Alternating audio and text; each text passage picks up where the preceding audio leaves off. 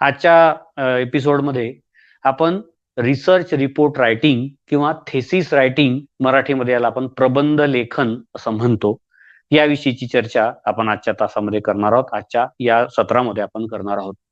तुम्हाला सगळ्यांना माहिती आहे तर रिसर्च हा विषय अत्यंत क्लिष्ट असा विषय आहे किंवा क्लिष्ट वाटणार आहे. बेसिकली जर ही क्लिष्टता आपल्याला कमी करायची असेल तर रिसर्चच्या रजिस्ट्रेशन पासून तर थेसिस पर्यंतची जी वाटचाल आहे त्या वाटचालीमध्ये आपण काय काय काळजी घेतली पाहिजे तर आपण जास्त चांगल्या पद्धतीने थेसिस लिहू शकू, याबद्दल सुद्धा आपण काही चर्चा करणार आहोत. साधारणतः थेसिस लिहिताना कोणकोणत्या गोष्टीची आपण काळजी घ्यायला पाहिजे याबाबतची चर्चा आपण करणार आहोत.